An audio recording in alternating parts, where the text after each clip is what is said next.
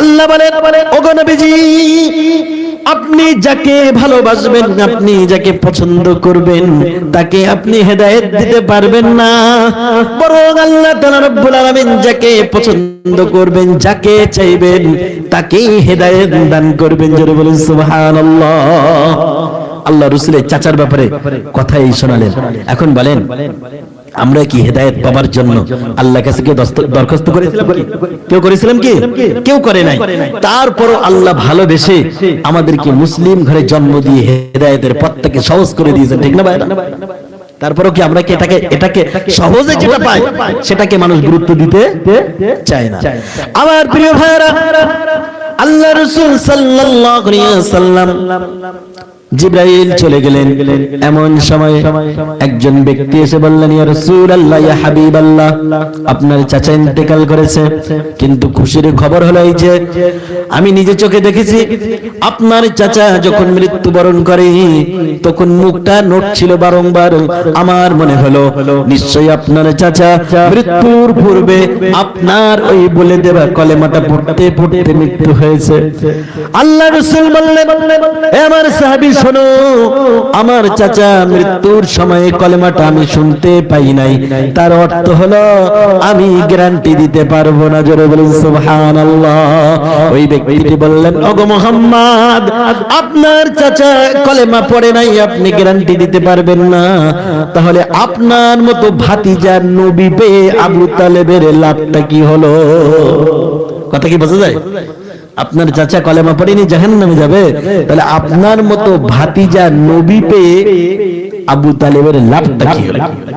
আল্লাহর নবী বলেন, লাভটা কি হলো? শোনো, আমার আল্লাহ জানিয়েছেন কালকে আমাদের ময়দানে জাহান্নাম থেকে এক জোড়া চপ্পল এনে আমার চাচাকে পরিয়ে দেওয়া হবে, আর এইটা হবে জাহান্নামের সবচেয়ে কম শাস্তি। কি শাস্তি বললাম? সবচেয়ে কম শাস্তি। আর সবচেয়ে কম শাস্তি যদি এইটা হয় তাহলে কঠিন শাস্তি কি? আমার প্রিয় ভাইরা, আল্লাহর নবী বলেন, জাহান্নাম থেকে এক জোড়া চপ্পল এনে আবু তালেবের পায়ে পরিয়ে দেওয়া হবে। এই চপ্পলের আগুনের তীব্রতা এত বেশি থাকবে যে আবু তালেবের মাথার মগজগুলো ফুটতে থাকবে। আমার প্রিয় ভাইরা, একটুখানি বোঝার চেষ্টা করেন। দুনিয়ার আগুন হাতে লাগলে হাত জ্বালা করে, পায়ে লাগলে পা জ্বালা করে, দুনিয়ার আগুন যেখানে লাগবে সেখানেই জ্বালা করে, অন্য কোন স্থানে জ্বালা করে না। কিন্তু আল্লাহর নবী বলেন, এই দুনিয়ার আগুনের থেকে জাহান্নামের আগুনের তীব্রতা 70 গুণ বেশি। কত গুণ? 70 গুণ বেশি। একটুখানি কল্পনা করুন, দুনিয়ার আগুন মানুষের বানানো আগুন, কিন্তু জাহান্নামের আগুন বানানো কার? আল্লাহ। দুনিয়ার আগুন সামান্য 1600 ডিগ্রি সেলসিয়াস দিলে পরে লোহার মতো শক্ত ধাতব বস্তু গলে তরলে পরিণত হয়ে যায়। এই লোহা থেকে মানুষের দেহটা কত নরম।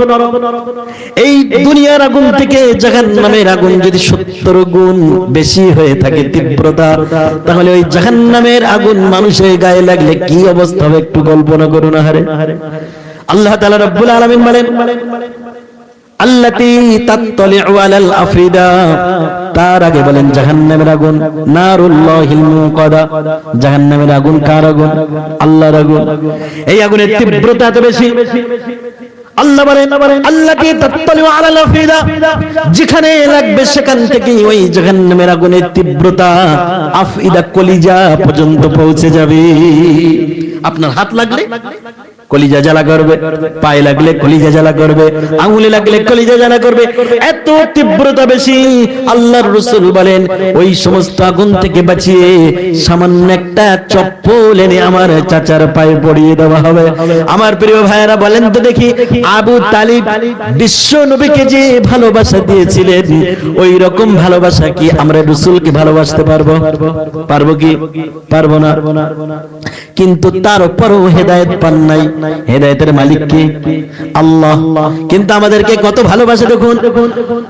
হযরত সালমান ফারসি রাদিয়াল্লাহু তাআলা নবীর সামনে বিশ্ব নবী যখন এই আয়াতটা পড়তেছিলেন যে হেদায়েতের মালিক হলেন আল্লাহ, রাসূলের হাতে হেদায়েত দেন নাই, তখন সালমান ফারসি তিনি খুব হাসতেছিলেন আর খুশি অনুভব করতেছিলেন। আল্লাহর নবী বলেন, ও সালমান, আল্লাহ যে আমার হাতে হেদায়েত দেন নাই, এতে কি তুমি খুশি নাকি? খুশি নাকি? সালমানকে জিজ্ঞাসা করছে আল্লাহ রাসূল, ও সালমান, রাসূল আল্লাহ যে আমার হাতে হেদায়েত দেন নাই, এতে কি তুমি খুশি? সালমান রাদিয়াল্লাহু তাআলা আনহু মিসকে হাসি দিলেন, দিয়ে বললেন, ইয়া রাসূলুল্লাহ, অবশ্যই আমি খুশি। জোরে বলেন সুবহানাল্লাহ। কি বললেন? অবশ্যই আমি খুশি। কেন খুশি? ইয়া রাসূলুল্লাহ, আপনি আমার ব্যাপারে জানেন না। ওগো নবীজি, আপনি আমার ব্যাপারে জানেন না। আমি কোথা থেকে এসেছি আর কেমন ভাবে হেদায়েত পেয়েছি, এটা তো আপনি জানেন না। আল্লাহর নবী বলে, সালমান একটু বলো বলো শুনি। সালমান বলেন, ইয়া রাসূলুল্লাহ, আমি আমার জীবনে অনেক ধর্ম পালন করেছি।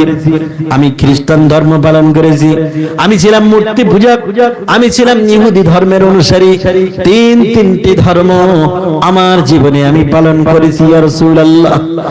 কিন্তু জীবনের শেষ সময়ে যখন আমি খ্রিস্টান ধর্ম পালন করতেছিলাম, মনের ভিতরে একটা তৃপ্তি ছিল না। মনের ভিতরে কোন রকম ভাবে একটা ঘাটতি ছিল, অতৃপ্তি ছিল। রাত্রে ঘুমাতে পারি না। কেন এমন হয়? আমার যেন মনে হচ্ছিল এই পৃথিবীর শ্রেষ্ঠ ধর্ম খ্রিস্ট ধর্ম নয়, নিশ্চয়ই এমন একটা ধর্ম আছে যেই ধর্মের দিশা আমি এখনো পাই নাই। মনের ভিতরে ছটপটে নিয়ে রাত্রে ঘুমাতে পারি না। সকাল যখন হয়ে গেল, ইয়া রাসূলুল্লাহ, আমি বাড়ি থেকে দৌড়াতে দৌড়াতে আমাদের গির্জায় চলে গেলাম। আর খ্রিস্টানদের গির্জায় চলে গিয়ে আমার পরিচিত পাদ্রীকে জিজ্ঞাসা করলাম, ও পাদ্রী মশাই, এই পৃথিবীর বুকে এমন কোন ধর্ম আছে নাকি যে ধর্ম পালন করলে পরে আমি মহান স্রষ্টার দিশা পাবো? এমন কোন ধর্ম আছে নাকি যে ধর্ম পালন করলে পরে আমি সালমান মনের ভিতরে একটা তৃপ্তি পাবো? ওই পাদ্রী তখন জানান দিল, ও সালমান, অবশ্যই অবশ্যই এই পৃথিবীর বুকে একটা ধর্ম আছে, কিন্তু সেই ধর্মের নাম যদি আমি একটিবার বলে দেই, তাহলে এই তোমার এলাকার মানুষ আমাকে বাঁচতে দেবে না। সেই ধর্মের নাম কি বলেন তো? কি নাম? এখনো বলে নাই। সালমান বললেন, ও পাদ্রী, বলেন বলেন, আমি আপনার নামটা গোপনে রেখে দেব, কারোর সাথে বলবো না। আপনি একটিবার বলেন সেই ধর্মের নাম কি আর সেই স্রষ্টার নাম কি? ওই পাদ্রী বলে দিল, সালমান শোনো শোনো, এই পৃথিবীর বুকে একটা ধর্ম হবে, এই পৃথিবীর বুকে একটা ধর্ম আছে যে ধর্মের শেষ প্রচারক হবে, শেষ নবী হবে, নাম তার মুহাম্মদ। জোরে বলেন সুবহানাল্লাহ। কি নাম? নাম তার মুহাম্মদ। ও সালমান শোনো শোনো, এই পৃথিবীর বুকে একজন স্রষ্টা আছে, যে স্রষ্টার নাম হলো আল্লাহ। কি নাম? আল্লাহ। এই আল্লাহ শব্দটি শোনার সাথে সাথে সালমানের কলিজার ভিতরে একটা ঝড় শুরু হয়ে গেল। যারা আল্লাহকে ভালোবাসে, আল্লাহর নাম শুনলে মজা লাগে কি লাগে না? লাগে না ভাইরা? মজা লাগে। সালমান বলল, ও পাদ্রী, তুমি বললে পৃথিবীর সর্বশ্রেষ্ঠ ধর্মের নাম ইসলাম, আর সেই ধর্মের শেষ প্রচারক আখিরে নবী নাম তার মুহাম্মদ, কিন্তু তুমি বলো এই নাম শোনার পরে আমার তো আর ভালো লাগে না, বাড়ি থাকতে ভালো লাগে না। মনের ভিতরে একটা ছটপটানি শুরু হয়ে গেল, কলিজার ভিতরে একটা ঝড় শুরু হয়ে গেল। ও পাদ্রী, তুমি তুমি তুমি বলো সেই নবীকে আর সেই ধর্মকে আর সেই স্রষ্টাকে আমি কোথায় পাবো? সালমানের এই কথা শুনে ওই পাদ্রী বলে দিল, ও সালমান শোনো শোনো, যদি তুমি ওই নবীকে দেখতে চাও তাহলে এই রোম পারস্য তুমি খুঁজে পাবে না। তুমি চলে যাও মুসলমানদের দেশ, তুমি চলে যাও খেজুরের দেশ, তুমি চলে যাও আরব ভূমি, মরুভূমির দেশ। ওই মরুভূমির দেশে যদি তুমি যেতে পারো, তাহলে ওই আখিরি নবী নবী মুহাম্মাদের দিশা তুমি পেয়ে যাবে। জোরে বলুন সুবহানাল্লাহ। সালমানের মনটা খুশি হয়ে গেল। সালমান ফারসি রাদিয়াল্লাহু তাআলা আনহু বললেন, ও পাদ্রী, সেটা তো শুনতে পেলাম আমি মুহাম্মাদের দিশা পেয়ে যাব, কিন্তু মুহাম্মদ তো পৃথিবীর বুকে অনেক থাকতে পারে, আমি সেইটাই যে আখিরি নবী, সেটাই যে শেষ নবী, আমি এটা চিনবো কি করে? কি তার আলামত, কি তার চিহ্ন নমুনা একটু বলে দিন। ওই সময় পাদ্রী বলে দিল, সালমান শোনো শোনো, এই পৃথিবীর বুকে অসংখ্য ব্যক্তি দ্বারা মুহাম্মদ বলে আখিরি নবী বলে দাবি করবে, কিন্তু যিনি আসল নবী হবেন তার তিনটে নমুনা বলে দেই। ওই তিনটি নমুনা কারোর ভিতরে থাকবে না। ওই তিনটি নমুনা যদি ওই আরব ভূমির ভিতরে মক্কা থেকে হিজরত করে মদিনায় যিনি আসবেন সেই মুহাম্মাদের ভিতরে যদি তুমি পেয়ে যাও তাহলে বুঝে নেবে ওটাই হলো আখিরি নবী মুহাম্মদ। জোরে বলেন সুবহানাল্লাহ। আপনারা বিরক্ত হচ্ছেন না তো ভাইরা? বিরক্ত হচ্ছেন না তো? দরুদ শরীফ পড়ুন, আল্লাহুম্মা সাল্লি আলা সাইয়্যিদিনা মাওলানা মুহাম্মদ।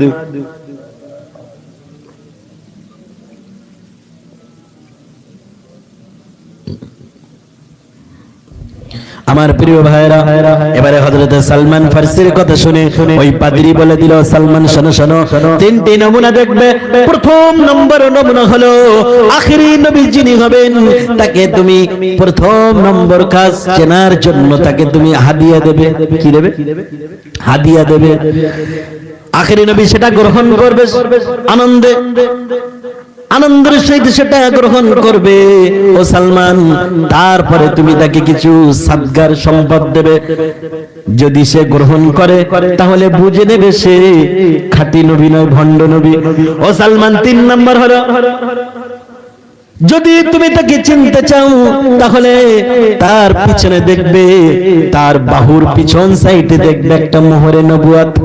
এই মোহরে নবুয়তটা যদি 3 নম্বরে তুমি দেখতে পাও তাহলে তুমি বুঝে নেবে ওটাই হবে আখিরি জামানার শেষ নবী। আর সাথে সাথে তুমি তার হাত দিয়ে ইসলাম গ্রহণ করে নেবে। আমার প্রিয় ভাইয়েরা, সালমান রাদিয়াল্লাহু তাআলা আনহু পেতে চাই কাকে? আল্লাহকে পেতে চাই, নবীকে পেতে চাই, ইসলামকে পেতে চাই। এই 3টি বর্ণনা শোনার পরে দৌড় দিলেন বাড়ির দিকে। বাড়িতে গিয়ে মাকে ডেকে বললেন, হে আমার কলিজার জনম দুঃখী মা। পিতাকে ডাক দিলেন। ডাক দেওয়ার পরে বললেন, আমি খ্রিস্ট ধর্ম ছেড়ে দেব। তারা জিজ্ঞাসা করলেন, বাবা কেন? সালমান ফারসি রাদিয়াল্লাহু তাআলা জবাব দিয়ে দিলেন, মা শোনো, আমি সত্য নবীর দিশা পেয়েছি, সঠিক ধর্মের, খাঁটি ধর্মের দিশা পেয়েছি, আমার মহান স্রষ্টার পরিচয় পেয়েছি, অতএব আমি আর বাড়িতে থাকতে চাই না। এই কথা শোনার সাথে সাথে তার মা ছিল, পিতামাতা ছিল খ্রিস্ট ধর্মের অনুসারী। বলেন তারা কি মেনে নেবে? তারা কি মেনে নেবে? মেনে নেবে না। সাথে সাথে সালমান রাদিয়াল্লাহু তাআলা আনহু হাতে পায়ে দড়ি বেঁধে দিল, শিকল বেঁধে দিল। একদিন নাই, 2 দিন নাই, কয়েক বছর হাতে পায়ে শিকল বেঁধে রাখলো। আমার প্রিয় ভাইরা, সালমানের মনটা বড় খারাপ হয়ে গেল। সালমান রাদিয়াল্লাহু তাআলা আনহু মনটা বড় খারাপ। একদিন, 2 দিন, কয়েক বছর যখন পার হয়ে গেল, পিতামাতা কোনো কারণে বাড়ি থেকে বেরিয়ে গেছে। এমন সময় সালমান তার প্রিয় বোনকে ডেকে বললেন, হে আমার কলিজার টুকরা বোন, আমাকে দেখার পরে তোমার কি একটু মা হয় না, একটু দয়া হয় না? বোন কেঁদে ফেললেন। কেঁদে ফেলার পরে বললেন, ভাই আমি তোমার জন্য কি করতে পারি বলো? সালমান রাদিয়াল্লাহু তাআলা আনহু কেঁদে কেঁদে বললেন, হে আমার কলিজার বোন, তোমার কাছে কিচ্ছু চাই না, শুধু তুমি আমার হাতে পায়ের শিকলগুলো একটু উন্মুক্ত করে দাও। আমি আমার এই সচক্ষে আখিরি জামানার নবীর সাথে একটু দিদার করতে চাই। জোরে বলেন সুবহানাল্লাহ। বোন সালমানের দৃশ্য দেখে সহ্য করতে পারলেন না, হাতে পায়ের শিকল খুলে দিলেন। যেই মাত্র খুলে দিলেন, পাদ্রীর কাছে দৌড় দিলেন। দেওয়ার পরে বললেন, পাদ্রী আমি কোথায় গেলে চলে যাব সেই মুহাম্মাদের দেখা পাবো বলো? পাদ্রী বলল, সালমান শোনো শোনো, তুমি যদি ডাইরেক্ট চলে যাও আরব ভূমিতে তাহলে তুমি হয়তো খুঁজে পাবে না, কারণ রোম থেকে আরব অনেক দূরে, রোম থেকে আরব অনেক দূরে, পারস্য থেকে আরব অনেক দূরে। ও সালমান, যদি তুমি ওই আরবের মানুষদের সাথে দেখা করতে যাও তাহলে সর্বপ্রথমে তুমি সিরিয়ায় চলে যাও, কারণ সিরিয়া এমন একটা জায়গা, এই জায়গায় আরব থেকে, মদিনা থেকে, মক্কা থেকে মানুষ ব্যবসার জন্য এখানে আসে। আর যদি তুমি সিরিয়ায় যেতে পারো তাহলে ওখান থেকে আরবের মানুষদের সাথে সাক্ষাৎ হয়ে যাবে, আর তাদের মাধ্যমে তুমি আখিরি নবীর দিদার পেয়ে যাবে। জোরে বলেন সুবহানাল্লাহ। এখন বলেন সালমান রাদিয়াল্লাহু তাআলা আনহু মনটা খুশিতে ভরে উঠল। সামান্য কিছু খেজুর, সামান্য কিছু অর্থ সম্পদ স্বর্ণ নিয়ে দৌড় শুরু করেছে। রোম পারস্য থেকে পাড়ি দিয়েছে কত কিলোমিটার? 1 কিলোমিটার নয়, 2 কিলোমিটার নয়, প্রায় কয়েক হাজার কিলোমিটার রোম থেকে পাড়ি দিয়ে যাবে কোথায়? সিরিয়ায়। কোথায় যাবে? সিরিয়ায়। নবীকে কত ভালোবাসে, নবীর প্রেমে পাগল পারা হয়ে হাঁটতে শুরু করেছে, যাবে সিরিয়ায় কয়েক হাজার কিলোমিটার। আজকে আমাদের ভিতরে অনেক মুসলমান বলে রাসূলকে ভালোবাসি। কি বলে? রাসূলকে ভালোবাসি। রাসূলকে ভালোবেসে এখনো বাড়ি বসে শালির পাশে বসে চা খায়। জান্নাতের বাগানে বাড়ি থেকে এখানে আসতে পারলো না। রাসূলকে ভালোবেসে চায়ের দোকানে বসে থাকে, ওখান থেকে টেনে এখানে আসতে পারলো না। রাসূলকে ভালোবেসে এই ঠান্ডার সময় আরামে ঘরে শুয়ে থাকে, কিন্তু এই রাসূলের বলে দেওয়া জান্নাতের বাগানে আসতে পারলো না। সালমান রাদিয়াল্লাহু তাআলা আনহু কত রাসূলকে ভালোবাসে। 1 কিলোমিটার নয়, 2 কিলোমিটার নয়, কয়েক হাজার কিলোমিটার পাড়ি দিয়ে রোম পারস্য থেকে সুদূর সিরিয়ায় চলে গেলেন। যাবার পরে কোথায় আরবের মানুষ, কোথায় মক্কার মানুষ, মদিনার মানুষ খুঁজতে খুঁজতে সিরিয়ার বাজারে দেখতে পেলেন কয়েকজন আরবের মানুষ যারা মদিনা থেকে ওই সিরিয়ায় ব্যবসা করতে গিয়েছে। তাদের সাথে পরিচয় ঘটলো, কিন্তু দুঃখের বিষয় ছিল তারা ইহুদি। কি ছিল তারা? ইহুদি সম্প্রদায়ের। ইহুদিরা হয় ধূর্তবাজ, ইহুদিরা হয় পোল্টিবাজ, ইহুদিরা হয় ধোঁকাবাজ। ইহুদিরা আল্লাহর কোরআন বলেছেন লা তাত্তাখিদুল ইয়াহুদা ওয়ান নাসারা আউলিয়া। আল্লাহ তাআলা রব্বুল আলামিন বলেন, হে পৃথিবীর মুমিন বান্দারা শোনো, ইয়া আইয়ুহাল্লাযীনা আমানু, হে ঈমানদাররা তোমরা শোনো, লা তাত্তাখিদুল ইয়াহুদা ওয়ান নাসারা আউলিয়া। ইহুদি এবং খ্রিস্টানরা কোনদিন মুসলমানদের বন্ধু হতে পারে না। কথাকার আল্লাহ। কিন্তু যদি পৃথিবীর কোন মুসলমান ইহুদি নাসারাদের সাথে বন্ধুত্ব করতে চাই, বুঝে নিতে হবে ওটা আসলে মুমিন মুসলমান নয়। আমার প্রিয় ভাইরা, ওই ইহুদিরা ছিল ধূর্তবাজ। কয়েকজন ইহুদির সাথে সালমান রাদিয়াল্লাহু তাআলা আনহুর পরিচয় হয়ে গেল। তারা বলল, সালমান চিন্তা করো না, আমরা তোমাকে আরব ভূমিতে নিয়ে যাব। সালমান বলল, তোমাদের কাছে কিছু চাই না, আমার যত সম্পদ আছে তোমরা নিয়ে নাও। হাতে তার কাছে যত সম্পদ ছিল, স্বর্ণের টুকরা ছিল, সব ইহুদিদেরকে দিয়ে দিল। আর বলল, আমাকে একটি বারের জন্য মদিনায় নিয়ে যাও, আমি ওই মক্কা থেকে হিজরত করে আসা আখিরি জামানার নবীর সাথে একটু দেখা করতে চাই। আমার ভাইরা, কত দুঃখের কথা শুনুন, কত বেদনাদায়ক ঘটনা। সালমান রাদিয়াল্লাহু তাআলা আনহুকে ওই ইহুদিরা মিথ্যা প্রতিশ্রুতি দিল। দেবার পরে সালমানকে সাথে নিল। সাথে নেবার পরে তারা সিরিয়া থেকে হাঁটতে হাঁটতে যখন মদিনায় চলে এলো, এইবারে সালমানকে তারা করে দিল কি? সালমানকে মদিনার বাজারে দিল, তারা বিক্রি করে দিল ক্রীতদাস হিসেবে। জোরে বলুন নাউজুবিল্লাহ। ক্রীতদাস হিসেবে বিক্রি করে দিল। তারা কথা দিয়েছিল, সালমান তোমার কে মুহাম্মাদের সাথে তোমাকে দেখা করিয়ে দেব। কিন্তু দুঃখের বিষয়, সালমান রাদিয়াল্লাহু তাআলা আনহুর সাথে তারা ধোঁকা দিল। ধোঁকা দিয়ে তারা মদিনার ইহুদিদের কাছে বিক্রি করে দিল। আমার প্রিয় ভাইরা, তখন আল্লাহর রাসূল মক্কা থেকে মদিনায় হিজরত করেননি, কারণ সব কিছুর করানোর মালিক কে? আল্লাহ। সালমান রাদিয়াল্লাহু তাআলা আনহুর মতো এত লম্বা হায়াত পৃথিবীর কোন মুসলমান পান নাই। কোন কোন বর্ণনা এসেছে 250 বছর। কত বছর বললাম? 250 বছর হায়াত পেয়েছিলেন, যে রাসূলের উম্মতের কোন উম্মত আর পাবে না। আমার প্রিয় ভাই, এসেছে আসার পরে মক্কার অলিতে গলিতে ঘুরে আর শুধু খুঁজতে থাকে ওই আখিরি জামানার নবী কোথায় আছে, কোথায় আছে, কিন্তু খুঁজে খুঁজে পায় না। কারণ তখনও পর্যন্ত আল্লাহর নবী মক্কা থেকে মদিনায় হিজরত করেননি। কিন্তু আল্লাহ রাসূলের আসার আগেই, মক্কা থেকে মদিনার আসার আগেই সালমানকে রোম পারস্য থেকে মদিনায় পাঠিয়ে দিয়েছেন কে? এনেছেন কে? সব কিছুর করানোর মালিক কে? হেদায়েতের মালিক কে? আমি একটু আগে বলেছি হেদায়েতের মালিক হলেন আল্লাহ। আমার প্রিয় ভাইরা, দেখতে দেখতে একদিন নয়, 2 দিন নয়, 10 বছর ইহুদির বাড়িতে সালমান ফারসি রাদিয়াল্লাহু তাআলা আনহু কেটে গেল, কিন্তু রাসূলকে খুঁজে পায় না। এই 10 বছর ধরে ইহুদির বাড়িতে খুব সুন্দর করে একজন গোলামের দায়িত্ব পালন করলেন। ইহুদির খেজুর বাগান দেখাশোনা করে, ইহুদির ব্যবসার হিসাব রক্ষক হিসেবে কাজ করে। কোনদিন সালমান একটি অর্থ নষ্ট করে না, মালিকের সাথে ধোঁকা দেয় না। সালমান ফারসির সুন্দর আচরণে ইহুদির মনটা ভরে যায়, আর মনে মনে ভাবে এত সুন্দর গোলাম নিশ্চয়ই মদিনায় পাওয়া যাবে না। ইহুদি তো জানে না এই সালমানকে পাঠিয়েছেন আল্লাহ।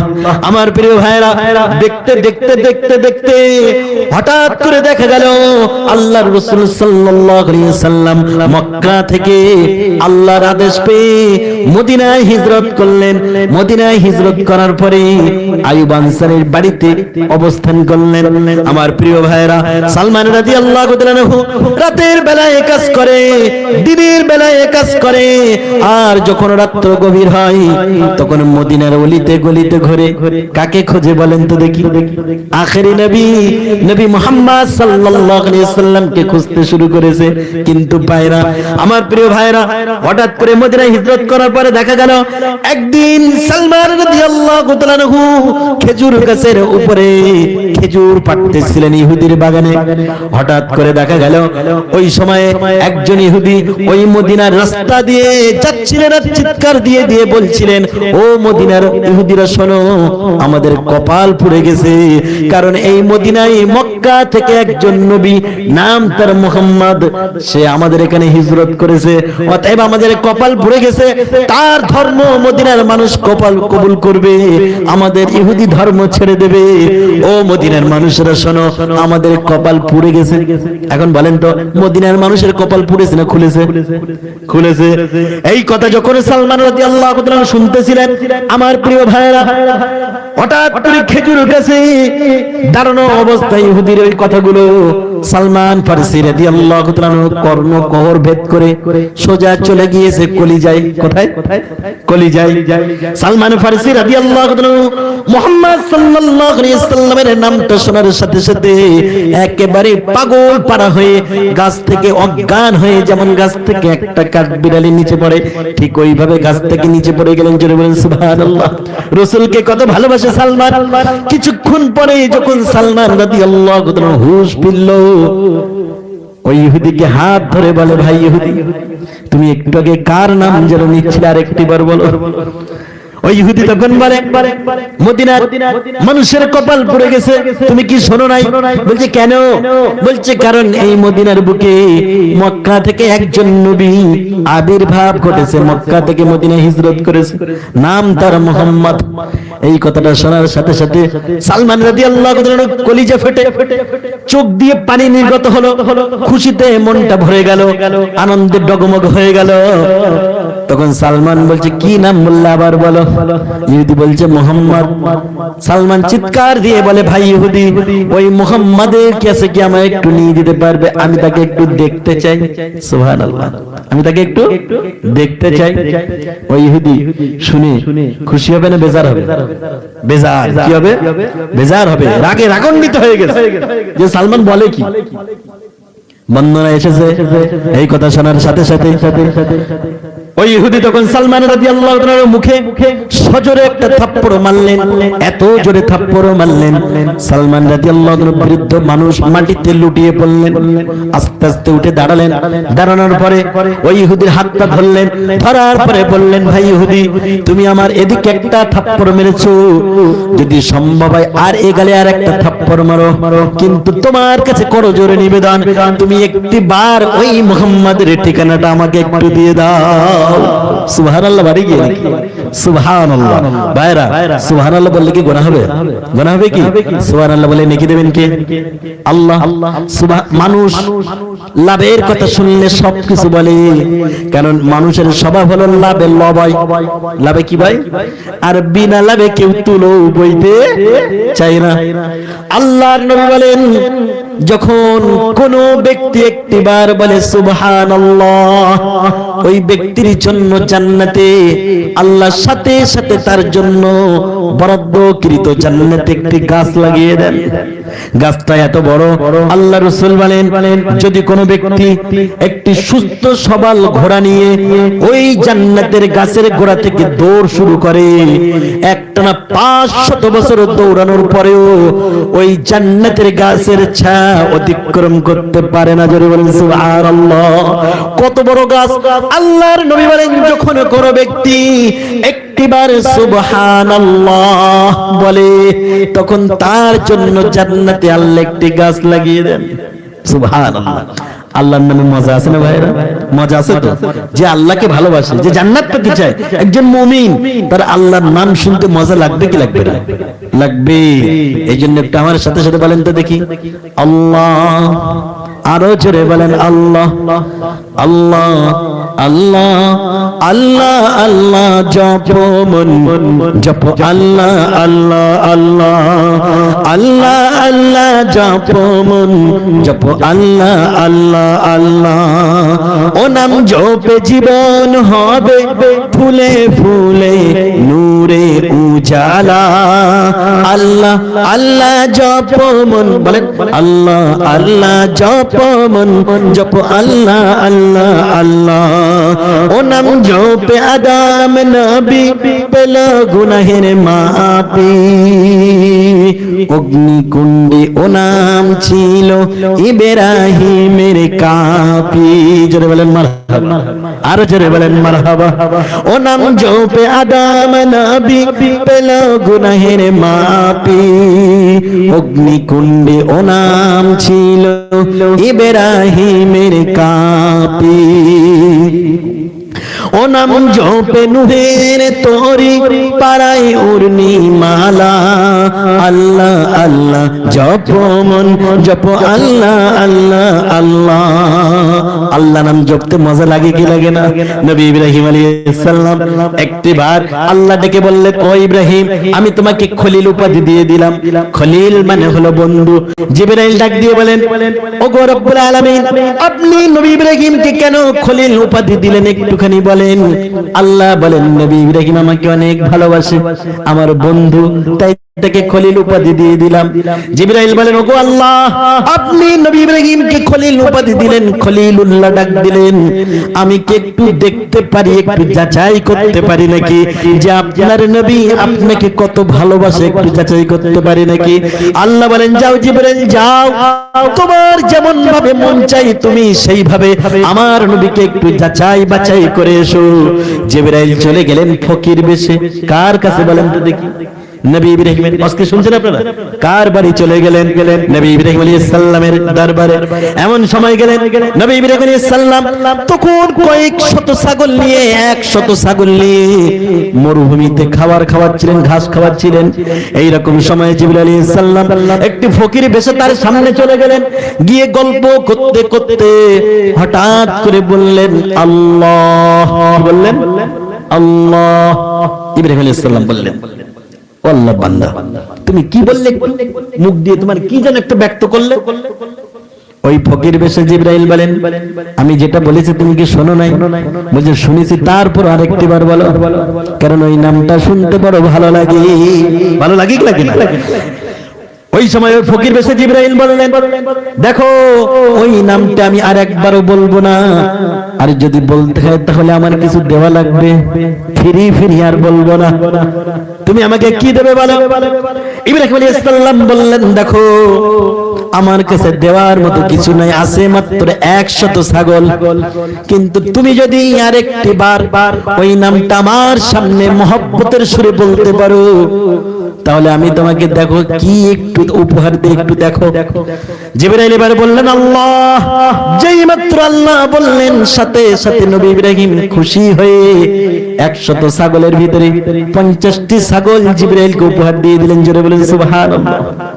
ইব্রাহিম আলাইহিস সালাম তো জানে না, কারণ ওনার সামনে ফকির বেশে জিবরাইল গিয়েছেন। ওই ছাগল নিয়ে যখন চলে যাচ্ছে, আবার নবী ইব্রাহিম পিছন দিক দিয়ে ডাক দিলেন। ডাক দেবার পরে বললেন, ও আল্লাহর বান্দা, তুমি ওই নামটা আমার সামনে আর একটিবার বলো। যদি বলতে পারো তাহলে আমার কাছে যে অবশিষ্ট 50টি ছাগল আছে, এই 50টি ছাগলও তোমাকে দিয়ে দেবো। জোরে বলুন সুবহানাল্লাহ। জিবরাইল গিয়ে আরো আরেকবার বললেন, বলে চলে যাচ্ছে। 100 ছাগল সব দেওয়া হয়ে গেছে। আর কি ছাগল আছে নবী ইব্রাহিমের? আর কি আছে? কি আর নেই। জিবরাইল আলাইহিস সালাম যখন কিছু দূর গিয়েছে, ইব্রাহিম আলাইহিস সালাম আবার ডাক দিলেন, আল্লাহর বান্দা শোনো শোনো শোনো। জিবরাইল আলাইহিস সালাম পিছন ফিরে তাকালেন আর বললেন, দেখো তোমার কাছে তো কোনো ছাগল নাই, কিচ্ছু নাই, অতএব আর বলো ফিরি ফিরি বলতে পারবো না। নবী ইব্রাহিম বললে, দেখো তুমি বলো, তোমাকে আরো একটু উপহার দেবো। ওই সময় জিবরাইল বললেন, দেখো আরেকটি বার যদি আমি তোমার সামনে ওই নামটা একটু উচ্চারণ করি, তুমি আমাকে কি দেবে বলো? ইব্রাহিম আলাইহিস সালাম বললেন, দেখো আমার ওই ভালোবাসার নামটা যদি আরেকটি বার আমার রবের নামটা তুমি নিতে পারো, তাহলে তোমার যে ছাগল দিয়েছি ওই ছাগলগুলোর চড়ানোর দায়িত্ব আমি নিজেই রাখাল হয়ে যাব। জোরে বলুন সুবহানাল্লাহ। জিবরাইল ডাক দিয়ে বললেন, খলিলুল্লাহ, ও আল্লাহর নবী ইব্রাহিম খলিলুল্লাহ, আমি দুনিয়ার কোন ফকির নয়, আমি চেক করতেছিলাম, আমি পরখ করতেছিলাম যে আপনি সত্যি আল্লাহর বন্ধু কি বন্ধু না। সুবহানাল্লাহ। আল্লাহর নামের ভিতরে যারা মুমিন মুসলমান হবে তাদের মজা লাগবে কি লাগবে না? সালমান ফারসি রাদিয়াল্লাহু তাআলা আনহু আল্লাহর নাম শুনলেন, নবী মুহাম্মদ সাল্লাল্লাহু আলাইহি ওয়াসাল্লাম নাম শুনলেন। নাম শোনার পরে বললেন, ও ইহুদি ভাই, আমাকে পারলে আর একটা থাপ্পড় মারো, কিন্তু ওই নবীর নামটা ঠিকানা ওই নবীর দিশা আমাকে একটু দিয়ে দাও। সালমান ফারসি রাদিয়াল্লাহু তাআলা মালিক যে ইহুদি ছিলেন, তিনি এইবারে বললেন, দেখো সালমান খুব শান্তশিষ্ট মানুষ, অতএব সালমান যদি ঠিকানা চায় তুমি দিয়ে দাও। আমার প্রিয় ভাইরা, সালমান রাদিয়াল্লাহু ঠিকানা পেয়ে গেলেন। সকাল যখন হয়ে গেল, সালমান রাদিয়াল্লাহু তাআলা নিজেকে আর কন্ট্রোল করতে পারে না, নিজের কাছ থেকে কিছু খেজুর নিয়ে চলে গেলেন। খুঁজতে খুঁজতে হযরত আইয়ুব আনসারী আইয়ুব আনসারী রাদিয়াল্লাহু তাআলা বাড়িতে চলে গেলেন। গিয়ে দেখতে পেলেন আল্লাহ রাসূল সামনে বসে আছেন। জোরে বলেন সুবহানাল্লাহ। রাসূলের দেখার পরে সালমানের মন কি এখন খারাপ আছে না ভালো হয়ে গেছে? ভালো হয়ে গেছে। এতদিন ধরে যার জন্য অপেক্ষা, তাকে যদি সামনাসামনি পায়ে কলিজাটা ভরে যাবে কি যাবে না? আমার ভাইরা একটুখানি কল্পনা করুন, স্বামী বিদায় হয়েছে, 5টি বছর প্রবাস জীবনে কাটিয়েছে, 5 বছর পরে যদি বাড়িতে আসে, তার মা যখন সন্তানকে দেখবে কলিজা ভরবে কি ভরবে না? তার স্ত্রী যখন স্বামীকে দেখবে কলিজা ভরবে কি ভরবে না? তার সন্তানরা যখন পিতাকে দেখবে কলিজা ভরবে কি ভরবে না?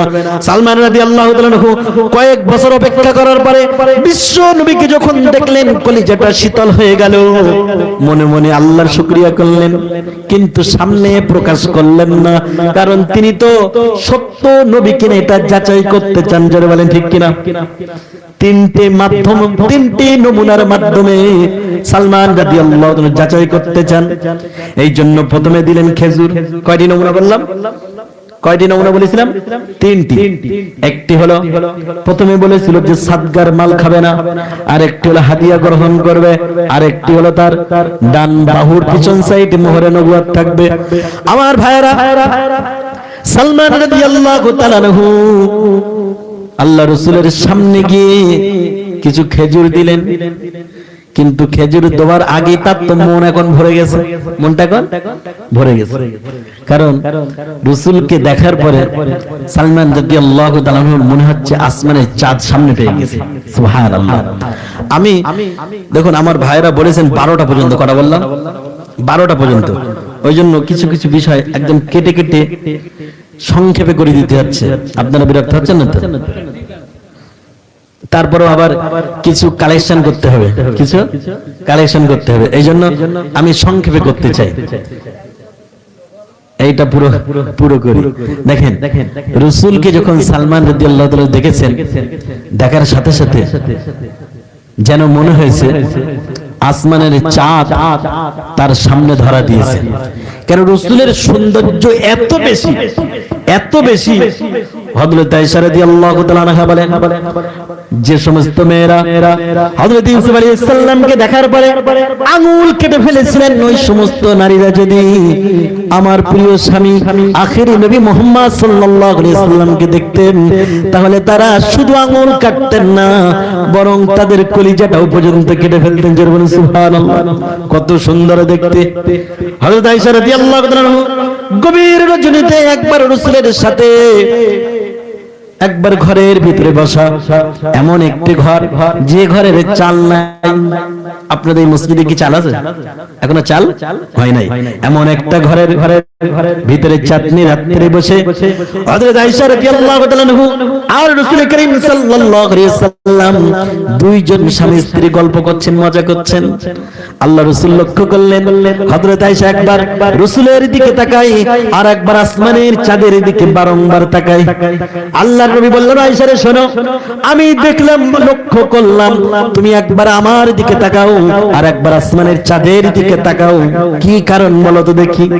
হযরত আয়েশা বলেন, ইয়া রাসূলুল্লাহ, আমি একবার আসমানের চাঁদের দিকে তাকাই আর একবার আপনার মুখের দিকে তাকাই, আমি পরখ করতেছি আসমানের চাঁদ বেশি সুন্দর না আমার নবীর মুখে অবয়বটা বেশি সুন্দর। জোরে বলুন সুবহানাল্লাহ। আল্লাহর নবী বললেন, আয়েশা রে, আমি তো দেখি তুমি অনেকক্ষণ ধরে পরখ করো, অনেকক্ষণ ধরে তুমি লক্ষ্য করো, এখন তুমি বলো তোমার সিদ্ধান্তটা কি। হযরত আয়েশা বলেন, ইয়া রাসূলুল্লাহ, আসমানের চাঁদ আপনার সাথে মিলানোর পরে আমার যেন মনে হলো একটা মোমবাতির আলো, একটা প্রদীপের আলো সূর্যের আলোর সামনে যেমন ডাউন মনে হয়, ঠিক তেমন ভাবে আপনার সৌন্দর্যের কাছে আসমানের চাঁদের সৌন্দর্যটা ওইরকম ডাউন মনে হয়। জোরে বলুন সুবহানাল্লাহ।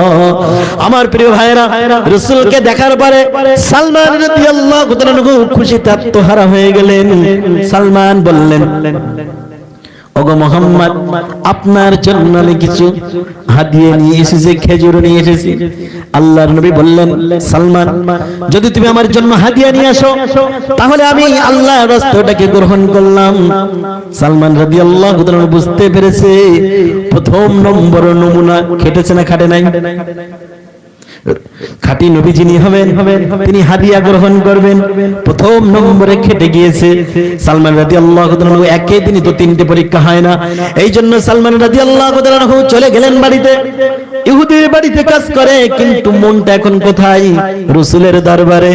বাড়িতে চলে যাবার পরে, ইহুদির বাড়িতে যাবার পরে আবার কয়েকদিন পরে রাসূলের দরবারে আসলেন। আসার পরে কিছু খেজুর দিলেন, রাসূল গ্রহণ করতে যাবে, এমন সময় সালমান রাদিয়াল্লাহু তাআলা বললেন, ওগো মুহাম্মদ, এই খেজুরটা হাদিয়ার খেজুর না, এইটা হলো সাদগার খেজুর। কিসের খেজুর? ওই খ্রিস্টান পাদ্রী বলেছিল যিনি খাঁটি সত্য নবী হবেন, আখিরি জামানার নবী হবেন, তিনি কোনোদিন সাদগার মাল নিজের জন্য গ্রহণ করবে না। আমার প্রিয় ভাইরা, রাসূল যেই এই কথা শুনলেন সাথে সাথে নিজের হাতটা টেনে নিলেন, নিয়ে বললেন, সালমান, এই সাদগার খেজুরগুলো আমি গ্রহণ করতে পারবো না, যদি তুমি পারো এইগুলো মক্কা মদিনার গরিব মানুষদের মাঝে বিলিয়ে দাও। জোরে বলেন সুবহানাল্লাহ। সালমানের মনটা এবার আরো ভালো লাগবে কি লাগবে না? সালমান দ্বিতীয় পরীক্ষায় পাশ হয়ে গেল। লম্বা ঘটনা সংক্ষেপে বলি, আবার ইহুদির বাড়ি চলে গেল। একদিন, দুদিন, 3 দিন মন বসে না, কাজ করে মন বসে না, খেজুর বাগানে কাজ করে মন বসে না। সালমান রাদিয়াল্লাহু তাআলা আবার কয়েকদিন পরে আল্লাহর রাসূলের সামনে এসেছে। একবার সামনে, একবার ডানে, একবার বামে, একবার পিছনে, কারণ দেখতে চাই কি বলেন তো দেখি? মোহরে নবুয়ত কি দেখতে চাই? মোহরে নবুয়ত ছিল আল্লাহর রাসূলের ডান বাহুর পিছন সাইডটাই। সালমান রাদিয়াল্লাহু তাআলা ওই মোহরে নবুয়ত দেখতে চাই, কিন্তু দুঃখের বিষয় দেখতে পায় না, কারণ রাসূলের গায়ে কাপড় আছে না নাই? আছে না? রাসূল কখনো খালি গায়ে থাকতেন না। আমাদের চোখে অনেক হাজী সাহেবকে দেখেছি, হজ করে বাড়িতে ফিরেছে, মাথায় একটা টুপি কোনোদিন খোলে না, হাজিরা রুমাল একটা গলায়, কিন্তু গায়ে কোনো গেঞ্জি নাই। এরকম হাজী সাহেব দেখেছেন আপনারা? মাথায় টুপি, হাজী রুমাল গলায়, কিন্তু গায়ে কাপড় নাই।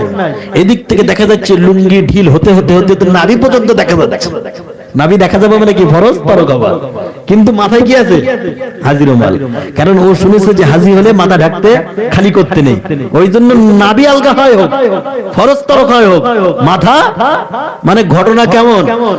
সারা রাত ধরে ওয়াজ শুনেছে হুজুরের মুখে পাগড়ি পরা সুন্নত। কি ওয়াজ শুনেছে? পাগড়ি পরা সুন্নত। সারা রাত ধরে একটা হুজুর তার আগের দিনে তার গ্রামের জলসায় 2 ঘন্টা ধরে ওয়াজ করেছে পাগড়ি নিয়ে। কি নিয়ে? পাগড়ি নিয়ে। পাগড়ি পরা সুন্নত, পাগড়ি পরলে এই হবে, পাগড়ি পরলে লাভ এই। রাসূল পড়তেন, সাহাবারা পড়তেন, 2 ঘন্টা ধরে পাগড়ির ফজিলত বর্ণনা করেছে। করার পরে তারপরের দিন একজন চাষি মাঠে কাজ করতে করতে হঠাৎ করে আসরের সময় হয়েছে। এখন মনে মনে করছে যে পাগড়ি অস্ত খুব শুনলাম মাথা ঢাকা সুন্নাত, এখন পাগড়ি পাবো কোথায়? কি হচ্ছে ভাই? একটু ভালোবাসা দিয়ে ওই বিশ্ব ইসলামের মতো সাথী ভাই বলে গায়ে হাত দিয়ে বসিয়ে দেন, ডিস্টার্ব করেন না। আপনারা একটু চেপে চেপে আসেন, সাথী ভাইরা একটু চেপে চেপে আসেন, একটু চেপে চেপে আসেন, ওদেরকে বসার সুযোগ করে দেন। আমার প্রিয় ভাই, এবারে শোনেন, সারা রাত ধরে পাগড়ি ওয়াজ শোনার পরে বিকাল বেলা নামাজ পড়তে মাঠে নামাজ পড়বে, কিন্তু পাগড়ি তো কাছে নাই। পাগড়ি কি আছে? মনে মনে করছে পাগড়ি এত ফজিলত শুনলাম, পাগড়ি কি ছেড়ে যাবে?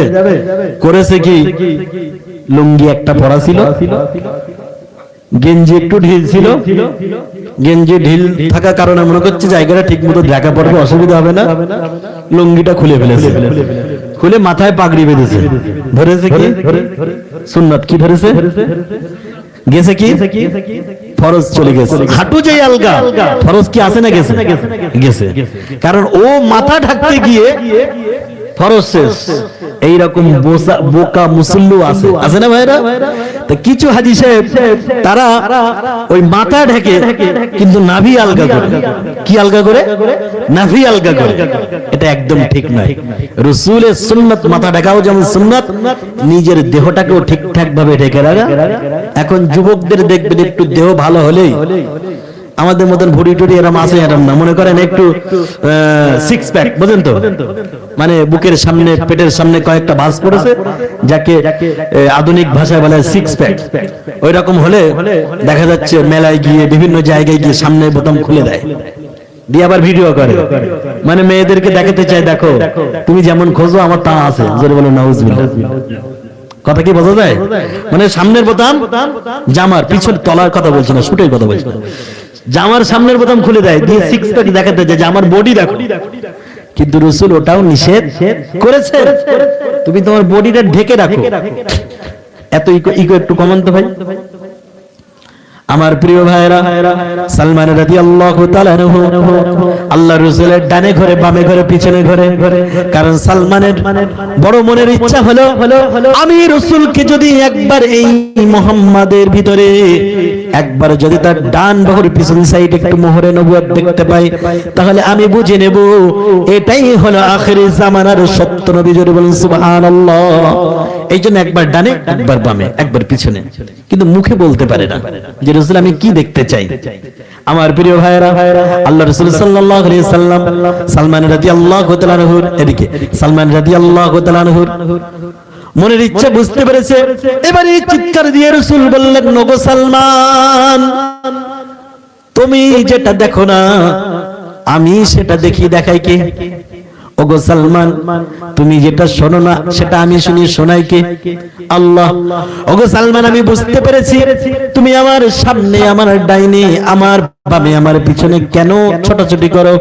আল্লাহর নবী বললেন, সালমান বললেন, ওগো নবী, যদি আপনি বুঝতেই পারেন তাহলে একটু দেখিয়ে দেন।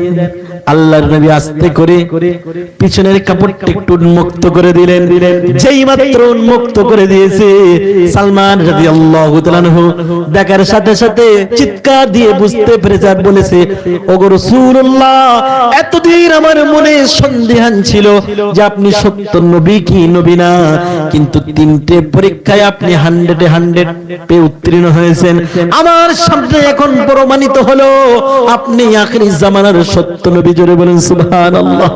সালমান রাদিয়াল্লাহু তাআলা এবার আরো কান্দে, আরো কান্দে।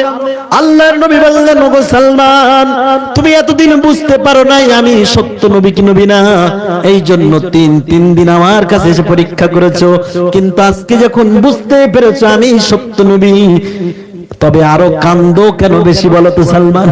সালমান কান্দতে কান্দতে বললেন, ইয়া রাসূলুল্লাহ, ইয়া হাবিবাল্লাহ, এতদিন আমার সামনে একথা খোলাসা হয় নাই, প্রমাণিত হয় নাই আপনি সত্য নবী, কিন্তু যখন বুঝতে পেরেছি আপনি সত্য নবী, তখন আমি এই জন্য কান্দি যে আপনার দরবার ফেলে ওই ইহুদির বাড়িতে যেতে আমার মন আর চায় না। ইয়া রাসূলুল্লাহ, ইয়া হাবিবাল্লাহ, আপনাকে ফেলে আমি ইহুদির বাড়িতে যাব, এটা আমি কল্পনাও করতে পারি না, তাই কান্দি ইয়া রাসূলুল্লাহ। আমার মন চাই বাকি জীবনটা যদি আপনার দরবারে কাটিয়ে দিতে পারতাম, তাহলে আমি সালমান আমার জীবনটা ধন্য হয়ে যেত। আমার প্রিয় ভাইরা, আল্লাহর নবী বললেন, সালমান যাও যাও, তোমার ইহুদি মালিককে গিয়ে জিজ্ঞাসা করো, সে যা চাইবে আমি তাই তাকে দিয়ে তোমাকে উন্মুক্ত করতে চাই। বলে জোরে বলুন সুবহানাল্লাহ। সালমান রাদিয়াল্লাহু তাআলা আনহু ছুটে চলে গিয়েছে ইহুদির বাড়িতে, গিয়ে বলছে, ভাই ইহুদি, 10টি বছরে তোমার বাড়িতে ছিলাম, কোনোদিন খারাপ আচরণ করি নাই, কোনোদিন তোমার সাথে মিথ্যা কথা বলে নাই, কোনোদিন তোমার সম্পদ নিয়ে ধোঁকাবাজি করে নাই, কিন্তু তোমার কাছে আমার একটা আবদার, আমি এই পৃথিবীর সত্য নবীকে পেয়েছি, আমি সেই সত্য নবীর কাছে থাকতে চাই। ও ভাই ইহুদি, ও আমার মনিব, ও আমার মালিক, তুমি বলো কি চাহিদা তোমার, তাই দিয়ে নবী আমাকে মুক্ত করতে চাই। ইহুদি বলল, দেখো, আমাকে 10,000 দিরহাম দিতে হবে। কত দিরহাম? 10,000 দিরহাম মানে যাতাই ব্যাপার না, সেই সময় 10,000 দিরহামের মূল্য ছিল অনেক বেশি। বেলাল রাদিয়াল্লাহু তাআলা আনহুকে সামান্য 6 দিরহামে ক্রয় করেছিল। কত দিরহাম বললাম? 6 দিরহাম। আর সালমানের জন্য তার ইহুদি মালিক চাই 10,000 দিরহাম। ইহুদি মনে মনে করলেন যে 10,000 দিরহাম যদি বলি, হয়তো মুহাম্মদ শোনার পরে না বলে দেবে, আর সালমানকে ছাড়া লাগবে না, কারণ সালমানকে ওই ইহুদি মনে মনে ভালোবেসে ফেলেছিল তার আচরণে। জোরে বলেন সুবহানাল্লাহ। মুসলমানদের চরিত্র তো এমনই হবে, মুসলমানদের চরিত্র এমনই হবে। ইহুদি বলল, 10,000 দিরহাম না দিলে ছাড়বো না তোমাকে। আল্লাহর নবীর কাছে সালমান দৌড় দিলেন, গিয়ে বললেন, ইয়া রাসূলুল্লাহ, হয়তো আমি আর উন্মুক্ত হব না, আমি হয়তো ইহুদের বাড়ি থেকে আপনার দরবারে আসা আমার নসিবে জুটবে না। আল্লাহর নবী বললেন, কেন কেন বলো? তখন বললেন, আমার মালিক 10,000 দিরহাম চেয়েছে। আল্লাহর নবী বললেন, সালমান যাও, তুমি তোমার মালিকের কাছে চলে যাও, শুধু 10,000 দিরহাম নয়, বরং তার পরিবর্তে যা যা চাইবে আমি নবী মুহাম্মদ তার বিনিময়ে তোমাকে মুক্ত করতে চাই। জোরে বলুন না সুবহানাল্লাহ। সালমান রাদিয়াল্লাহু তাআলা মনের আনন্দে খুশিতে ডগমগ হয়ে আল্লাহর রাসূলের দরবার ছেড়ে দিয়ে এবার ইহুদির বাড়িতে চলে গেল। ইহুদিকে ডেকে বললেন, ভাই ইহুদি, ও আমার মনিব, আমার মালিক, আল্লাহর নবী বলেছে শুধু 10,000 দিরহাম নয়, বরং তুমি যা চাইবে তাই দিয়ে নবী আমাকে মুক্ত করতে চাই, বলো তুমি কি চাও? ইহুদিরা হলো ধূর্তবাজ। ইহুদিরা কি বললাম? ধূর্তবাজ। বলছে, নবী তাই বলেছে, তাহলে আমি তোমাকে 10,000 দিরহামে মুক্ত করব না। ইহুদি চিন্তা করলো, কি বলা যায়, কি বলা যায়। ইহুদি মনে মনে করলো, আমি যা চাইবো মুহাম্মদ তাই দিয়ে দেবে, কিন্তু আমি এমন কিছু চাইবো যেটা মুহাম্মাদের দ্বারা কোনোদিন সম্ভব নয়। জোরে বলুন সুবহানাল্লাহ। এখন বলেন তো দেখি, মুহাম্মদ সাল্লাল্লাহু আলাইহি ওয়াসাল্লামের সাথে কে আছেন? আল্লাহ যার সাথে থাকে তার দ্বারা অসম্ভবকে সম্ভব বানানো সম্ভব কিনা? অসম্ভবকে সম্ভব বানানো সম্ভব। আমার ভাইরা, ইহুদি অনেক চিন্তা করে বললেন, ও সালমান, তুমি তোমার নবীকে গিয়ে বলো আমার জন্য 600 খেজুর গাছ লাগবে। কয় শত? 600 খেজুর গাছ। কোন কোন বর্ণনায় এসেছে 600 খেজুর গাছে খেজুর থাকবে এমন একটা বাগান আমাকে দিতে হবে। আবার কোন কোন বর্ণনায় এসেছে যে 600 খেজুর গাছ দিলেই হয়ে যাবে। আমার প্রিয় ভাইরা, সালমান এবার আরো করন্দন শুরু করলেন। উনি মনে মনে ভাবলেন যে রাসূল হলেন গরিব, রাসূল হলেন দরিদ্র মানুষ, রাসূল কোথা থেকে দেবে?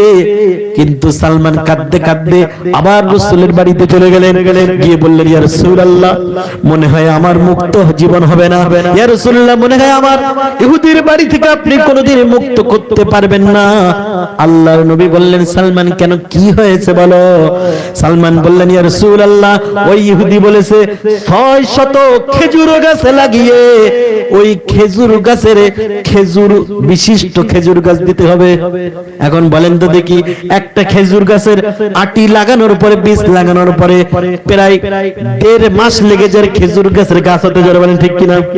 আবার ওই খেজুর গাছ থেকে খেজুর হতে কয়েক বছর লেগে যায়, ঠিক না? ইহুদি মনে মনে করছে এমন একটা শর্ত দেব যা মুহাম্মদ সাল্লাল্লাহু আলাইহি ওয়াসাল্লাম কোনদিন করে দেখাতে পারবে না। যখন সালমান বললেন এমন কথা, ইয়া রাসূলুল্লাহ 600 খেজুর গাছে খেজুর থাকতে হবে, তারপরে ইহুদি আমাকে মুক্ত করবে, ইয়া রাসূলুল্লাহ এটা কি কোনোদিন সম্ভব নাকি? আল্লাহর নবী মিসকাচে দিয়ে বললেন সালমান আমি যে আল্লাহর নবী, আমি যে আখেরি নবী, তুমি কি এটা বিশ্বাস করো না? তুমি কি বিশ্বাস করো? সালমান বলেন ইয়া রাসূলুল্লাহ অবশ্যই বিশ্বাস করি। বিশ্বাস করি বলেই তো কত হাজার হাজার কিলোমিটার পাড়ি দিয়ে রোম পারস্য থেকে সিরিয়া ভেদ করে আপনার দরবারে হাজির হয়েছে। আল্লাহর নবী বললেন সালমান যদি তুমি আমার প্রতি বিশ্বাস রাখো, যদি আমি নবী কথা তোমার বিশ্বাস হয়, তাহলে ইহুদিকে বলে দাও জমি তৈরি করতে, আর অমুক দিনে অমুক সময়ে আমরা গিয়ে খেজুর গাছ রোপণ করব। সুবহানাল্লাহ সুবহানাল্লাহ। আমার প্রিয় ভাইরা, সালমান রাদিয়াল্লাহু তাআলা আবার দৌড় শুরু করলেন। সালমান একবার ইহুদির বাড়ি, একবার রাসূলের দরবার, দৌড়াতে দৌড়াতে সালমানের জীবন এখন অতিষ্ঠ, কিন্তু তারপরেও মনের ভিতরে আনন্দ আছে না নাই? আছে না ভাইরা? শুনতেছেন কি আপনারা? আমার ভাইরা, সালমান রাদিয়াল্লাহু তাআলা ইহুদির বাড়িতে চলে গেলেন। যাবার পরে যখন বললেন, ইহুদির মনটা অনেক খারাপ, কারণ ইহুদি মনে মনে করেছিল মুহাম্মদ এতে রাজি হবে না, কিন্তু দেখলো এতেও রাজি হয়ে গেছে। ইহুদির মনটা খারাপ। ইহুদি মনে মনে করলো সালমান দেখো তোমার নবী যখন রাজি হয়েছে, আমি এমন কিছু করব, এমন খেজুরের বিচির ব্যবস্থা করে দেব, ওই খেজুরের বিচি থেকে কোনোদিন খেজুর গাছ তৈরি হবে না। ইহুদিদের ষড়যন্ত্র অনেক বেশি। আমার ভাইরা, ইহুদি করলেন কি নির্ধারিত একটা দিন ফিক্সড করে দিলেন, এবং ওই যে 600 জমিন লাগানোর জন্য, খেজুর লাগানোর জন্য জমিন তৈরি করলেন। কিন্তু দুঃখের বিষয় ইহুদি ওই 600 খেজুরের আটিগুলো আগুন দিয়ে পুড়িয়ে দিলেন, আগুন দিয়ে পুড়িয়ে দিলেন।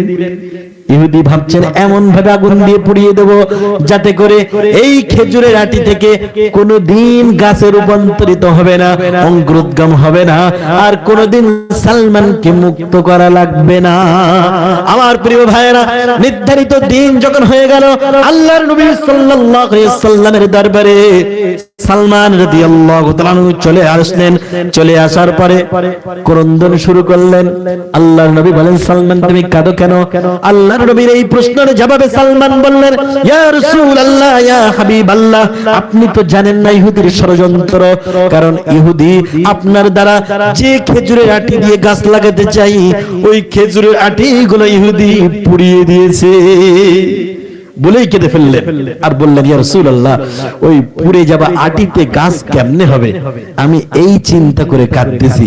আল্লাহর নবী বললেন ও সালমান, আমি আবারও বলছি, যদি আমার নবুয়তের উপরে তোমার বিশ্বাস থাকে তাহলে এটা নিয়ে তুমি বিন্দু মাত্র টেনশন করো না। জোরে বলুন সুবহানাল্লাহ।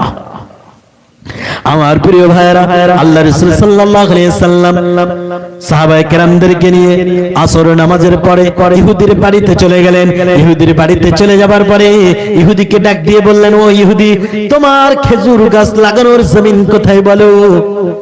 ইহুদি জমিন দেখিয়ে দিলেন, কিন্তু মনে মনে ইহুদি হাসে আর মনে করে ও মুহাম্মদ, এমন খেজুরের আটি তোমার হাতে দেব যাতে করে ওই খেজুরের আটি থেকে দুনিয়ায় জীবনে কোনোদিন গাছ রূপান্তরিত হবে না। আমার ভাইরা বলেন অসম্ভবকে সম্ভব বানানোর মালিক কে? সমস্ত ক্ষমতার মালিক কে? বান্দার পেটে সন্তান দেবার মালিক কে? নিঃসন্তানকে যিনি সন্তান দেন, গাছতলার মানুষকে টেনে 10 তলা বিল্ডিং এ শোয়াতে পারেন। আমার ভাইরা, যে আল্লাহ আবার 10 তলা বিল্ডিং এ মানুষকে টেনে এনে গাছতলা শোয়াতে পারেন, সমস্ত ক্ষমতার মালিক হলেন আল্লাহ। আর সেই আল্লাহ যদি নবীর সাথে থাকে, নবীর কি টেনশন থাকতে পারে? সেই আল্লাহ যদি মুসলমানদের সাথে থাকে, মুসলমানদের কি টেনশন থাকতে পারে? আমার প্রিয় ভাইরা, নির্ধারিত দিনে যখন আল্লাহর নবীর সামনে খেজুরের আটি আল্লাহর রাসূলের হাতে দিয়ে দিলেন, আল্লাহর রাসূল খেজুরের আটি নিয়ে দেখলেন প্রত্যেকটা খেজুরের আটি পুড়ে যাওয়া আটি। আল্লাহর নবী বললেন, ও ইহুদি শোনো, ও আমার সাহাবায়ে কেরাম তোমরা শোনো, এই খেজুরের আটিগুলো আমি জমিনে লাগিয়ে দেব। আর যখন জমিনে আমি গর্ত খুঁড়ব, ওই আটিগুলো আমি লাগিয়ে দেব। আর তোমরা শুধু আটির উপরে মাটি চাপা দিয়ে দেবে, কিন্তু আটির পিছনের দিকে, জমিনের পিছনের দিকে তোমরা কেউ তাকাবে না। তোমরা প্রত্যেকটা আটি লাগিয়ে দেবে, মাটির তলায় রোপণ করে দেবার, সামনের দিকে আগাতে থাকবে, পিছনে তাকাবে না। আমার ভাই একটু চেপে চেপে আসেন, একটু চেপে যান, ও ভাইদের বসতে অসুবিধা হচ্ছে, একটু চেপে চেপে আসেন। জায়গা হচ্ছে না, একটু চেপে চেপে আসেন। এদিকে জায়গা আছে, এদিকে চেপে চেপে। শীতের সময় তো যে যেখানে বসে তার জন্য জায়গাটা খুব আরামদায়ক হয়ে যায়। আবার নতুন জায়গা চয়েস করে অনেক কষ্টকর, ঠিক না ভাইরা? আমার প্রিয় ভাইরা, আল্লাহর নবী করলেন কি? ঘটনাটা শোনেন। আল্লাহ রাসূল করলেন কি? ওই খেজুরের আটি নিলেন, প্রত্যেকটা খেজুরের আটিতে ইহুদি দেখে রাসূল খেজুরের আটিতে একটু করে মুখের লালা লাগিয়ে দেয়। জোরে বলুন সুবহানাল্লাহ। প্রত্যেকটা পুড়ে যাওয়ার খেজুরের আটিতে আল্লাহর নবী সাল্লাল্লাহু আলাইহি ওয়াসাল্লাম মুখের লালা লাগিয়ে দিলেন, দিয়ে জমিনে বসিয়ে দিলেন। আর সাহাবায়ে কেরাম প্রত্যেকটা খেজুরের আটিতে মাটি চাপা দিয়ে দিলেন। এখন আপনারা বলেন তো দেখি, রাসূল যে খেজুরের পুড়ে যাওয়া খেজুরের আটিতে মুখের লালা লাগিয়ে দিলেন, ওই মুখের লালার শক্তি আছে না নাই? কম না বেশি? পাওয়ার অনেক বেশি। রাসূলের মুখের লালা আমাদের মুখের লালার মতো নয়। আমাদের মুখের লালা হাতে লাগাবেন, দেখবেন দুর্গন্ধে নিজের মুখের থুতু নিজেই শুকতে পারবেন না, দুর্গন্ধ নিতে পারবেন না, তার ঘ্রাণটা দুর্গন্ধে পরিণত হয়ে যাবে। কিন্তু রাসূলের মুখের লালা এত পাওয়ার, এত শক্তি। একজন সাহাবী এসে বললেন, ইয়া রাসূলুল্লাহ, ইয়া হাবিবাল্লাহ, যুদ্ধের ময়দানে যুদ্ধ করতেছিলাম, করতে করতে হঠাৎ করে একজন কাফেরের তরবারির আঘাতে আমার এই চোখটা উপরে গিয়েছে। ওই উপরানো চোখটা ওই সাহাবী রাসূলের সামনে হাতে করে নিয়ে আসলেন। আসার পরে বললেন, ইয়া রাসূলুল্লাহ, চোখ দিয়ে রক্ত ঝরে, আর এই চোখ থেকে উপরে যাওয়া চোখটা আপনার সামনে নিয়ে এসেছি। আল্লাহর নবী বললেন, ও আমার সাহাবী, তোমার এই উপরানো চোখটা নিয়ে আমি এখন কি করব বলো? এই চোখের বিনিময়ে আল্লাহ তোমাকে জান্নাতুল ফিরদাউস একটা জায়গা করে দেবে। তুমি কি এতে খুশি নয়? সুবহানাল্লাহ, তুমি কি এতে খুশি নয়? ওই সাহাবী বললেন, ইয়া রাসূলুল্লাহ, এই চোখের বিনিময়ে আল্লাহ আমাকে জান্নাত দিয়ে দেবে, অবশ্যই আমি এতে খুশি। কিন্তু এই দুনিয়ায় বেঁচে থাকবো আর আমি আমার চোখ দিয়ে রাসূলকে দেখবো না, এটা তো হতে পারে না। ইয়া রাসূলুল্লাহ, আপনার কাছে এই উপরানো চোখটা আমি এনেছি, আপনি এমন কিছু করেন যাতে করে আমি মৃত্যুর পরে জান্নাত পাবো, আবার দুনিয়ায় বেঁচে থাকতে আমার রাসূলকে নয়ন ভরে দেখতে পাবো। জোরে বলুন সুবহানাল্লাহ। আমার নবী করলেন কি? নিজের মুখের লালা একটুখানি ওই সাহাবীর চোখে উপরানো জায়গায় লাগিয়ে দিলেন, আর তার উপরানো চোখটা তার হাত থেকে নিয়ে রাসূল তার ওই উপরানো ক্ষত চোখের জায়গায় ধরলেন।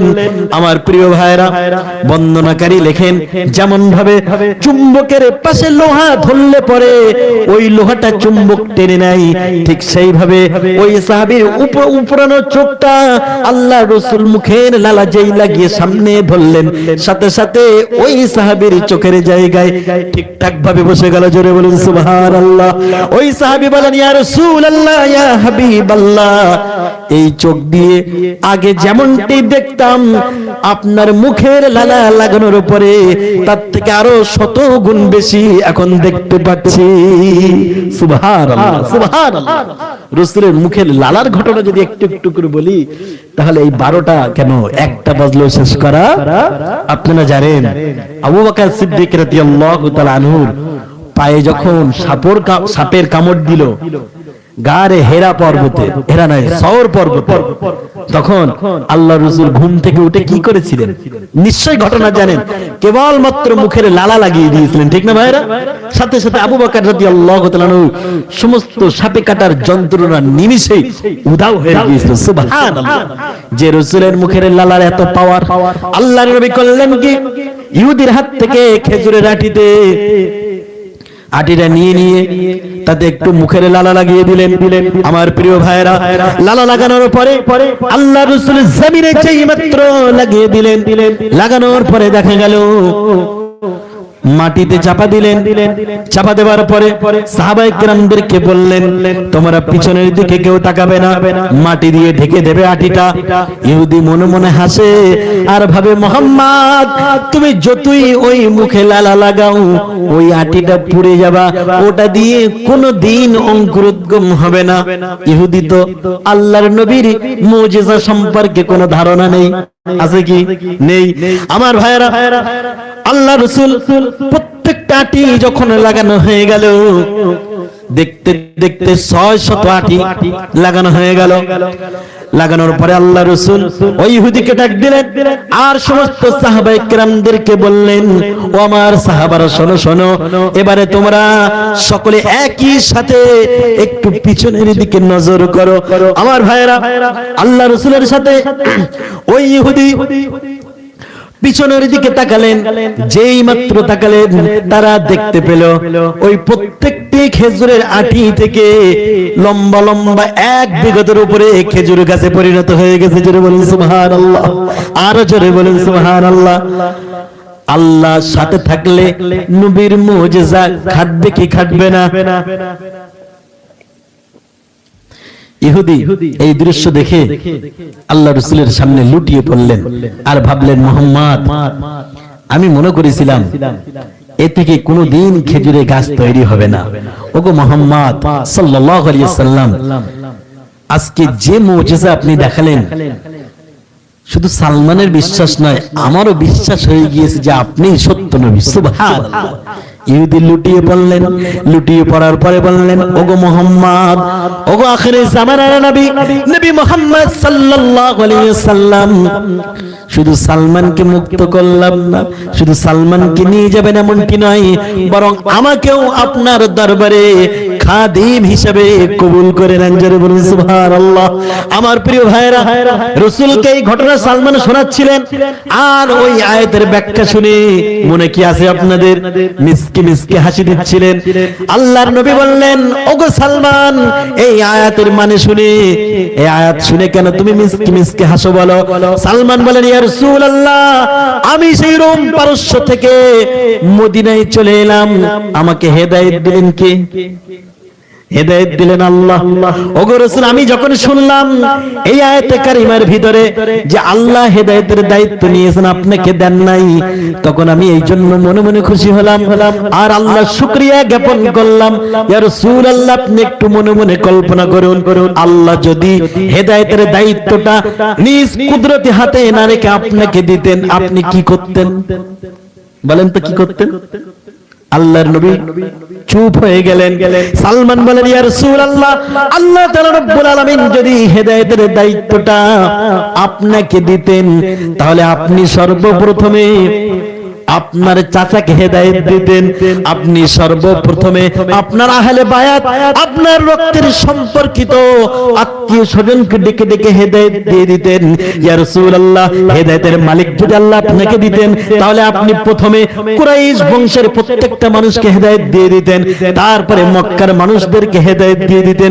ইয়া রাসূলুল্লাহ, তারপরে আপনি মদিনার মানুষদেরকে হেদায়েত দিতেন, এইভাবে আরবের মানুষদেরকে হেদায়েত দিতেন। দিতে দিতে এমন একটা সময় চলে আসতো হয়তো আপনার মৃত্যু হয়ে যেত। ইয়া রাসূলুল্লাহ, হয়তো আপনার এই হেদায়েতের বাণী মদিনা ভেদ করে আরব ভূমি ভেদ করে রোম পারস্যে পৌঁছাতো না, আমি সালমান আর হেদায়েত পেতাম না। কিন্তু আল্লাহর শুকরিয়া, আল্লাহ তাআলা রব্বুল আলামিন হেদায়েতের দায়িত্বটা আপনার হাতে না দিয়ে আল্লাহ নিজের হাতে নিয়েছেন। এই জন্য তো আল্লাহ আমার মতো একজন সালমানকে, একজন বৃদ্ধ ব্যক্তিকে রোম পারস্য থেকে ধরে এনে মুসলমান বানিয়ে দিয়েছে। জোরে বলুন সুবহানাল্লাহ। হেদায়েতের মালিক কে? আল্লাহ। হাবশা থেকে বেলাল এলো, পারস্য থেকে সালমান, আর নবীর দেশের মানুষ হয়ে আবু জেহেল হয়ে গেল বেঈমান।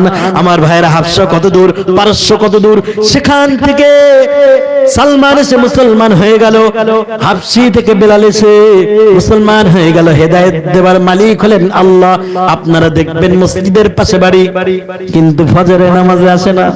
আবার দেখবেন মসজিদ থেকে 2 কিলোমিটার দূর থেকে করিম চাচা শীতের সময়ে কাঁপতে কাঁপতে মসজিদ আসে না। নাই, কারণ হেদায়েতের মালিক কে? আল্লাহ। এই জন্য মসজিদের পাশে বাড়ি থাকলে যদি হেদায়েত পাওয়া যেত, তাহলে আল্লাহর নবীর চাচা আবু তালেব হেদায়েত পেত কি পেত না? পেত। আমার ভাইরা, এই জন্য আমি বলতেছিলাম হেদায়েতের মালিক হলেন আল্লাহ। আর সেই হেদায়েত পাওয়ার জন্য জীবনে কিছু কিছু করা লাগবে, কিছু কিছু কাজ করা লাগবে। যদি আমি আপনি করতে পারেন, তাহলে হয়তো ওই ভালো কাজের বিনিময়ে হেদায়েত কে দেবেন? আল্লাহ। আমার প্রিয় ভাইরা, আপনারা দেখতে পাচ্ছেন আপনাদের এলাকায় এত সুন্দর আল্লাহ একটি জান্নাতের ঘর বানিয়ে নিচ্ছেন। মসজিদ কিসের ঘর? মসজিদ। কার ঘর? আল্লাহর ঘর।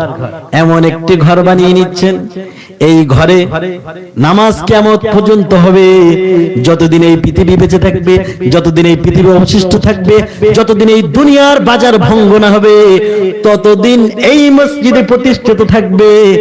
আর এই মসজিদে যারা অর্থ দিয়ে, সম্পদ দিয়ে দুনিয়ার বুক থেকে চলে যাবে, কিয়ামত পর্যন্ত কবরে বসে বসে তার সওয়াব পাবে কি পাবে না? বিশ্বাস আপনাদের আছে? বাদশা হারুন আর রশিদ, বাদশা হারুন আর রশিদ তিনি ঘোষণা করলেন, ও আমার দেশের প্রজারা শোনো, আমি একটা মসজিদ বানাবো, কিন্তু তোমরা ওই মসজিদে কেউ সম্পদ দিতে পারবে না। কেউ সম্পদ দিলে আমি ওটা নেব না, গ্রহণ করব না। আমি নিজেই একাই একটা মসজিদ বানাবো।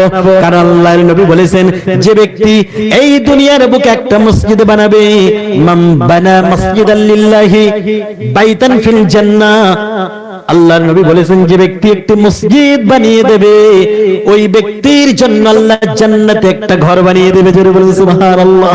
সাহাবায়ে কেরাম বলেন, ইয়া রাসূলুল্লাহ, ইয়া হাবিবাল্লাহ, একটা মসজিদে বানানোর যদি কারো সাধ্য না থাকে, সাধ্য কি আছে? আমরা গরিব মানুষ, আমাদের